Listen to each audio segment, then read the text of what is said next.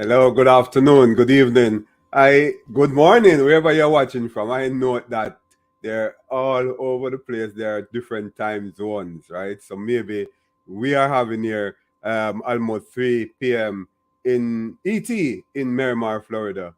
And I'm sure where my guest is from, she will tell you what time it is now, right? Because even in the United States, there are different time zones. I know it, right? So, and so I agree to you like that.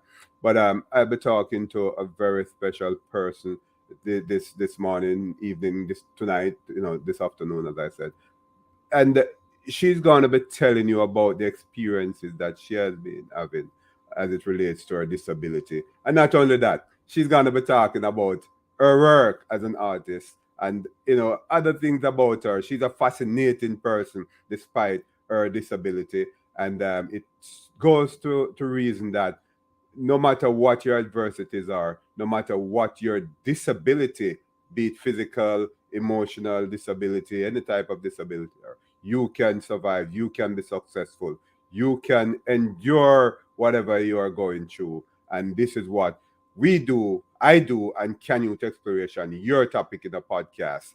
I'm Dr. Canute White, and I'm going to be talking to Katherine. Let Katherine in. Katherine, how are you Hi, doing? I'm good. How are you? I'm good. Thanks for coming. But guess what happened? I'm going to be starting out by asking, who is Katherine? Let's deal with that first. Who are Sure. you, professionally and otherwise? Sure. So my name is Katherine Klimitas. I live outside of New Orleans, Louisiana. I am a graphic designer and a watercolor artist. I was born with a genetic disease called Osteogenesis Imperfecta, which is better known as Brittle Bone Disease. And Yeah. basically, it means that my bones break easily and they grow abnormally. So by the time I was 10, I had broken over 500 bones. So Mm. it's a lot. And I am like 2'7" tall. And I use an electric wheelchair for mobility. I usually have an aide with me almost all the time. And I got into art at a really young age, and Cool. I um, had wonderful parents who, uh, pushed me to Yeah. really hone my art skills. And yeah, Yeah. so I became an artist. We're going to be talking about your artistic voice, but I'm happy to talk about wonderful parents who pushed you and so on, because I'm going to be asking you now a little about your childhood. At 10, as you talk about being 10, before that and a little after that, talk to me about that.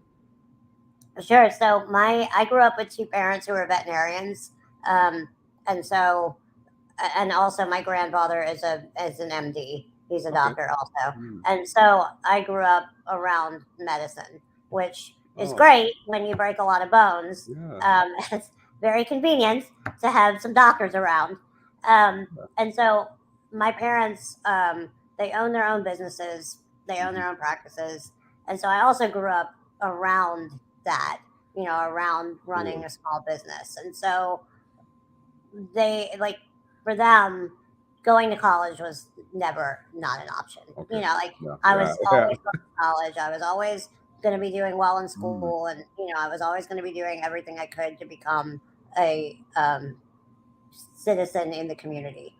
Somebody who could Yeah. contribute to the community in one way or another. And so my mom gave me my first watercolor set when I was 5, and I took to it right away and ended up in a bunch of different art classes in school. And then outside of school, also, Mm. I had private teachers. I went to a bunch of summer camps and realized that I really, really enjoyed art and that I was good at it.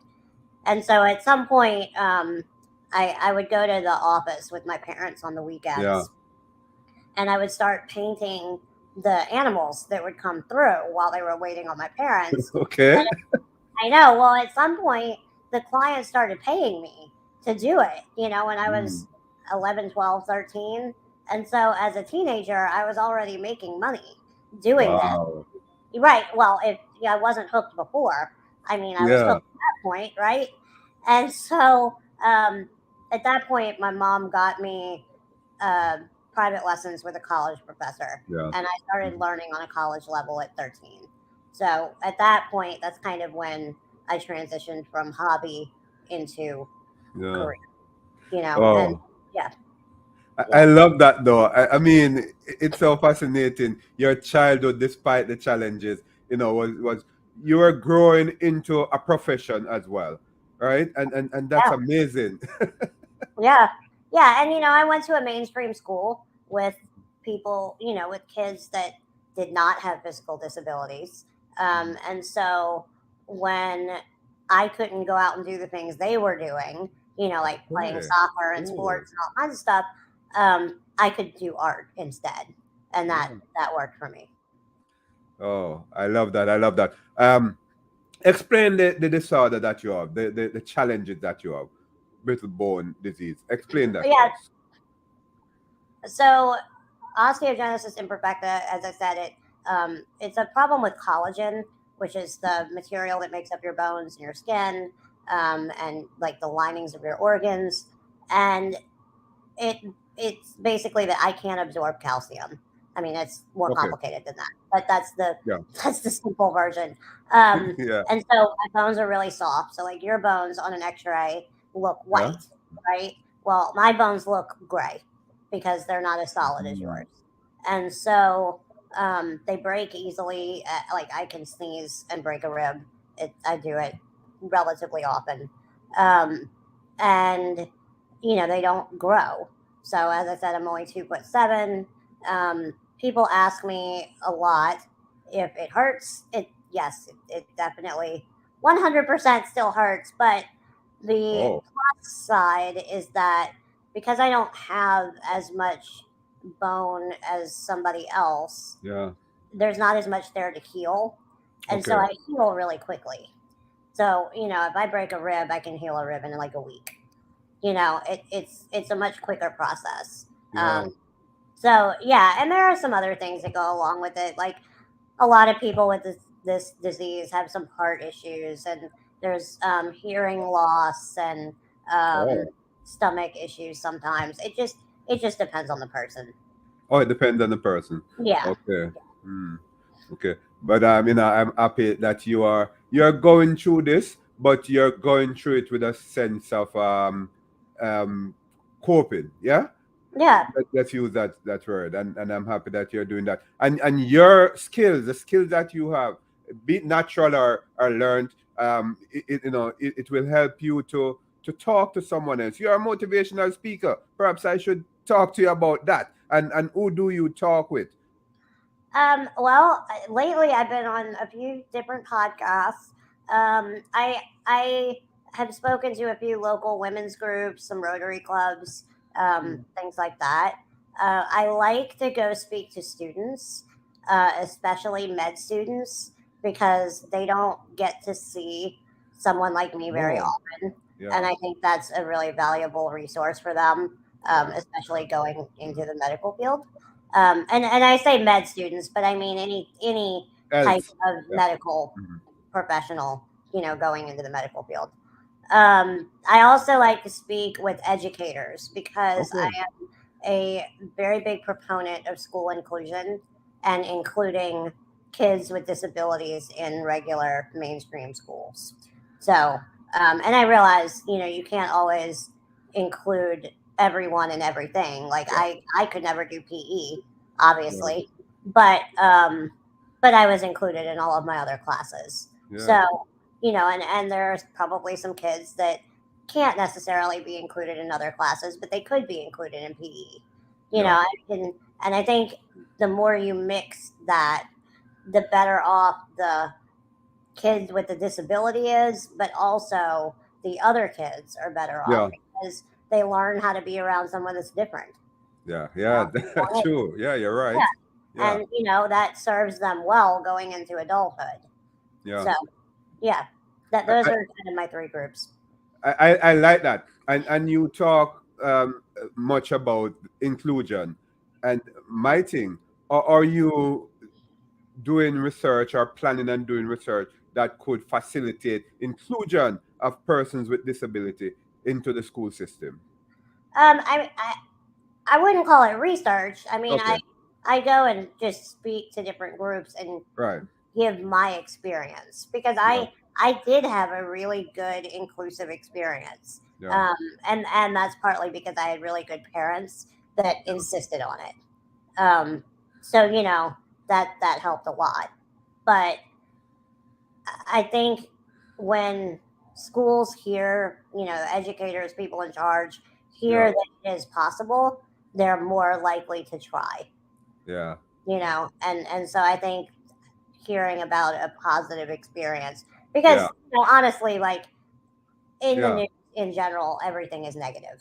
You Yeah. know, so they don't get to hear a lot of positive experiences very often.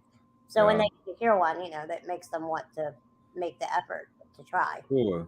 I love that. I love that. And you are now an adult, and growing up with this challenge and experiencing the quality of inclusion that you had experienced, it tells me that somehow this whole experience have shaped your adulthood. I'd like to find out how did growing up with this disability has actually shaped your adulthood. Well, I mean, it affects everything I do. As I said, I have to have an aide with me all the time. I need help uh, doing all of my daily activities, like going to the bathroom and getting Yeah. food and things Yeah. like that.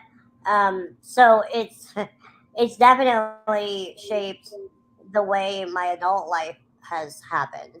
because I have to learn how to work and rely on other people, Hmm. um, and trust other people for the things I really need, not just running my business, but also living, literally.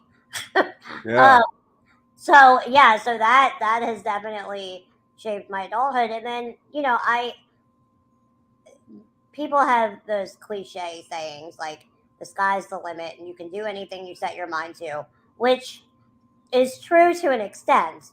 But like, if I set my mind to stocking shelves at Walmart, Yeah. I would still not be able to do that.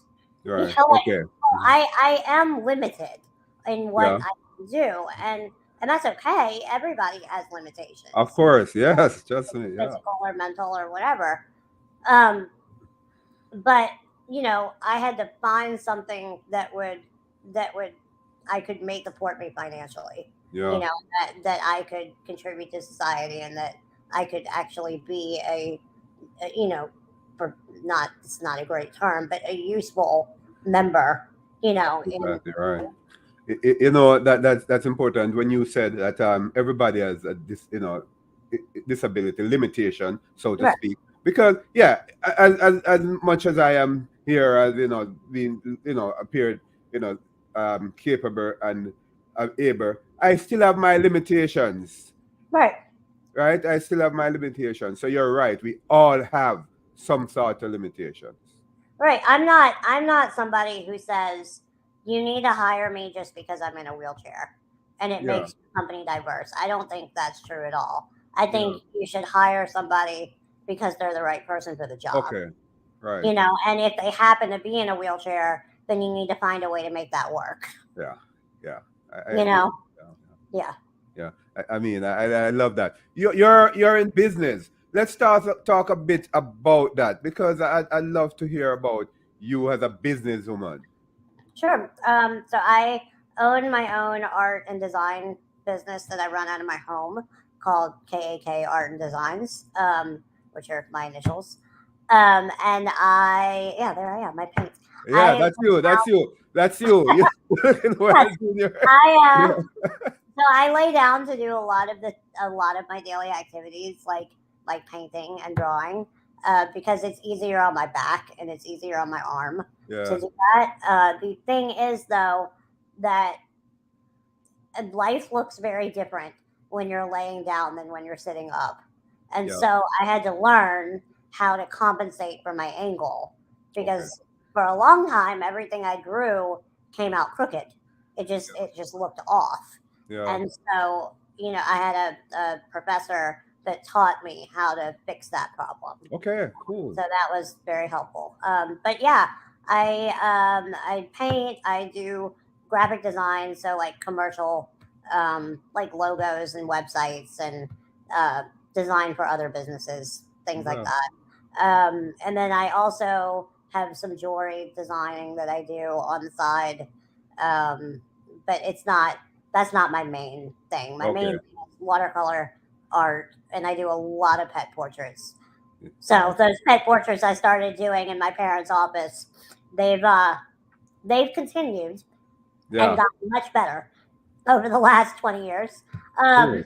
But yeah, but I do a lot of pet portraits and I do a lot of animal painting and things like that. Oh, Yeah. yeah. This is Canute Exploration, your topic in a podcast. I am actually talking to a very, very talented person who has had, she's living with disability, but it still shows that you can be successful no matter the limitations that you have in life. And we continue to talk to her here. I continue to talk to her here. And Canute Exploration, your topic in the podcast. I am Dr. Canute White. Tell me, you talk about animals. Animals. Well, Yeah, that's that's that's your dog? that's my newest dog. That's Raya. She's very cute. She's very bad. Uh, Okay, cool.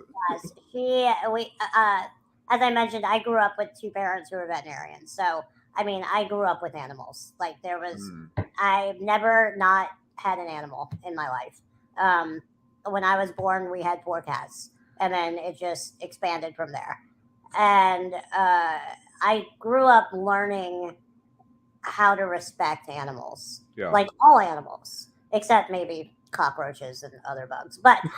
Um, but most animals, uh, yeah, I grew up learning like, if you respect animals in general, they respect you. right. Yeah, And so, and we had all kinds of pets. I mean, we had, of course, dogs and cats, but we also had hamsters and birds and snakes, and we had a tarantula. Um, I'm trying to think. We had geckos. Um, we had a hedgehog for a little while. I mean, like cool. we've had a lot of different animals, Yeah. and so I learned to appreciate them at a really young age, and Mhm. that is what I now portray in my art. Yeah. That's what I prefer to paint is animals. Yeah. I mean, yeah, I realize you paint a lot of animals Yep. and basically that is why you prefer to do it. But Yeah, is it that animals you grew up with animals, yes, but is it that animals are more I don't want to say this, but they are more um you're more likely to paint them because of who they are than right. people. I mean, people are more difficult. Well, I don't paint people well at all. It's just not my Okay, thing. okay, I just I don't know why. It's yeah, just not that's all right. Yeah, But I mean, I've done it. yeah. I haven't done it since school because I hate it. But yeah, I kind of just specialized because it was what I was good at, and it's what I like, you Yeah, know, which is probably why I'm good at it. But yeah, I like the yeah. idea of bringing an individual animal's personality out Oh, in a oh, painting wow. because I think um, Mm, that's kind of fun to portray. You know, when sometimes people don't think about animals having yeah, personalities. You know, yeah, yeah, yeah. Catherine, I'm happy you said that. I'm in psychology, and I know that psychology is a study of animals and humans. We usually yeah. leave the behavior of animals and humans, and we My usually leave dogs, animals out of it. my dogs are certainly humans. Well, they think Yeah, they try to be humans for yeah, sure. yeah. So they have personalities, definitely. Absolutely. And Yep. as you talk, I imagine a dog who would lift his paws or whatever, and Yeah. try to, and that's a dog with a sort of a friendly personality. Not all dogs would do that, right? So Right. personalities are different. Right. Exactly. Yeah, Exactly. yeah, and that is amazing. Tell me your experiences with the medical profession in terms of your challenges. I'd like to hear more about that. You must have visited a lot of doctors and communicate with a lot of persons from the medical field. What your experiences are like? I actually don't go to a lot of doctors, which Yeah, surprises most people. As I said, my parents were veterinarians. My Oh mom's yeah. still practicing, Yeah. and my grandfather is a doctor. And so, I had access to medical with Okay. my family a lot. Now I did have an orthopedist. I've had to have a few surgeries, and obviously I Right. need a specialty doctor for that. But the problem is that my disease is not very common, and Okay. so a lot of doctors have heard of it, but Yeah. they've never seen it, and they've Okay. certainly never treated Mm. it, and Yeah. so they don't really know how, unless they've specialized in bone medicine, in Yeah. orthopedics or whatever. Um, they don't. This is just a paragraph in a book that Yeah. they read in med school, you Yeah. know. And so the problem is that, and even if they have specialized, like for example, if you break your arm, you Yeah. would go to the hospital and Yeah. it would get X-rayed, and then they would determine that it's broken, and then they would put a cast on it. Yeah. Well, the problem is that, first of all, breaks don't always show up on X-rays for me because Oh. my bones are so thin. So Yeah. Yeah. I know it's there, but they may not see it. So Okay. that's first problem. Mm. Second problem is that if they were to put a heavy cast on, Yeah. let's say, my lower arm, if it's too heavy, it's going to break my shoulder. Oh. And so, which I've had happen. So doctors don't think like that because Yeah. that's not what they normally see. Now for me, if I break my arm, sometimes the best thing to do is to wrap it to my body and just Okay. have my body stabilize it. Hmm, hmm, You hmm. know, and that's something that my parents and I have learned over the years just from experience. Um, we found that the less wrapping we can put on me, the better off I'm going to be. Usually, Wow. usually Yeah. the case. Not always, but that's usually the case. Yeah. Um, and so that's out of the box. Like that's completely opposite of what doctors are taught in med school. Yeah. Um, Another thing is when I break a bone, I get really bad muscle spasms, Oh. and that's what hurts more than the actual break in Mhm. the bone.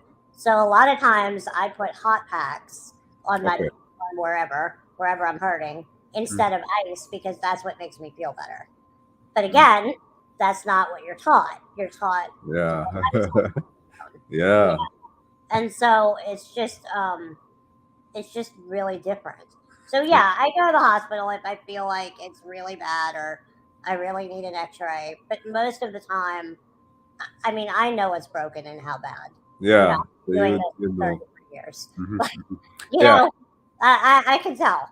So yeah, we don't do. And the other thing is, my mother is a homeopathic veterinarian, and so Okay. we do a lot of natural medicine, Yeah. less narcotics, more natural Yeah. medicine, Mhm, and mhm. that has been really good because then I don't get the side effects from the narcotics. Right. You know, and Yeah. that's what works for me. Like that doesn't work for everybody, but Yeah. that's what works for me. Yeah. You Yeah. know, That's cool. You know yeah. what I'd like to ask you though, as it relates to going into the public and how strangers actually react to you in public. Yeah, yeah, I have some good stories about that. Um, yeah, strangers don't usually know what to do with me Yeah. at Yeah. first. And this is again going back to school inclusion. Like Yeah. if we Yeah. include disabled people in schools at an Mhm. early age, this Yeah. problem would be mostly solved. Um, I mean, of course, kids stare and they Yeah. ask Right. questions and Yeah. whatever, and that's fine because Yeah. they're kids. That's Yeah. that's what kids do. They're curious. Yeah. But adults should know better. Yeah. Yeah. You know, most of the time people think I am either a child Okay. or they think that I'm mentally disabled, Mhm. and neither of which is true. Right. Yeah. So, and they just automatically assume it, which is Mhm. a problem Yeah. because, like I said, neither of which is true. Yeah. And yeah, so that's frustrating. I mean, it um, it would be nice if people would just ask. Yeah. because I'm happy to Yeah. answer any questions. Yeah. And I think most people like me are happy to answer any questions because they don't want people Yeah. assuming the wrong thing. You Yeah. know, but yeah, I mean, I've had some pretty like the weirdest one, and this happened to me again last weekend. Mm-hmm. For some reason, people like to pet my head, and I don't understand it. Like they Yeah. just pet me on the top of the head, and I'm Yeah. like, stop touching me. I Yeah. don't, you know, it's Yeah. very weird. But yeah, I get all kinds of comments and Yeah.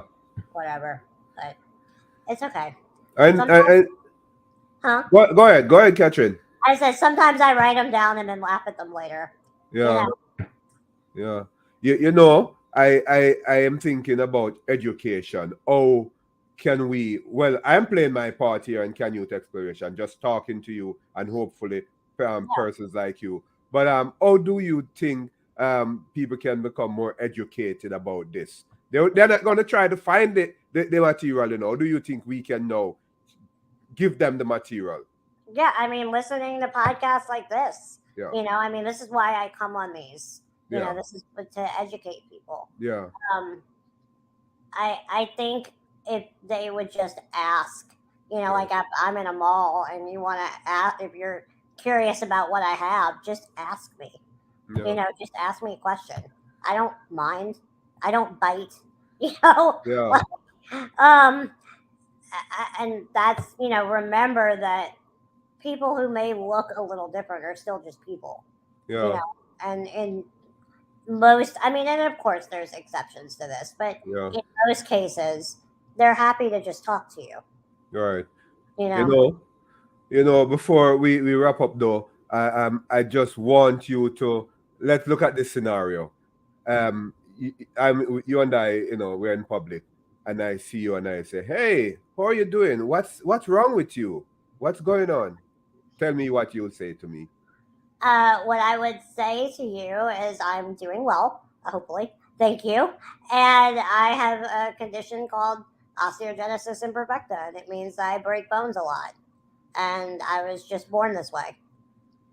I mean, it's usually something as simple as that. And some Yeah. people will say, "Oh, okay," and then they'll go on their merry way. And then some people will say, "Oh, can you tell me some more?" Or they'll Right. have other questions, and that's fine too. Yeah. I mean, unless I'm like in a rush, Yeah. trying to get somewhere, I don't mind answering Yeah. questions.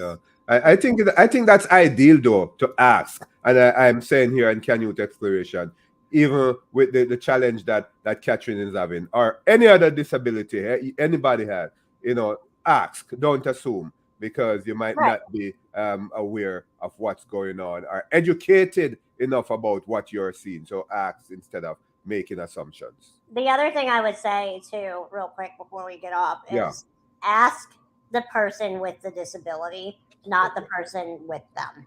Yeah. Because I love that. so many times people ask my aides what's wrong Yeah. with me, or Yeah. how old am I, Yeah. or some other question. Yeah. And that's very frustrating Yeah. because I'm right there and I can answer. Yeah. And most of the time, my aides go, "I don't know, ask her," Yeah. and then I end up answering it. But yeah, you always ask the person that you're asking about. Wow. Yeah. But I'm really so happy to talk to you. I need your contacts though. What are your contacts if people want to Oh, contact you or read more about what you're doing?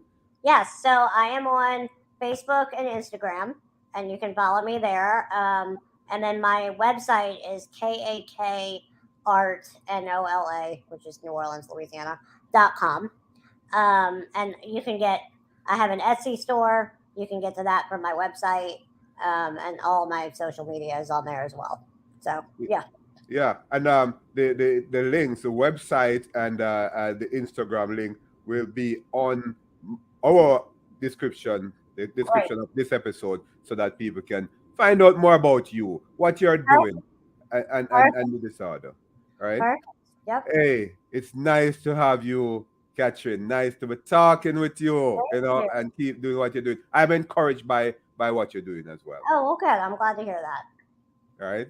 Good. And thank you for coming and Can Youth Exploration here at Okay. Topic in a Podcast.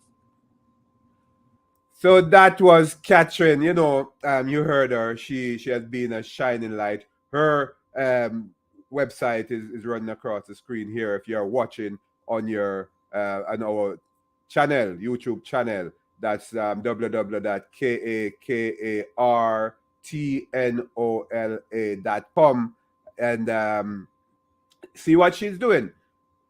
Find some way to talk to her, find out about the challenges, the disorder, sorry, the disability, that she's living with. And she's a very successful person. She's a shining star. You heard her. You who are watching and you are listening on your favorite podcast platform. You heard her.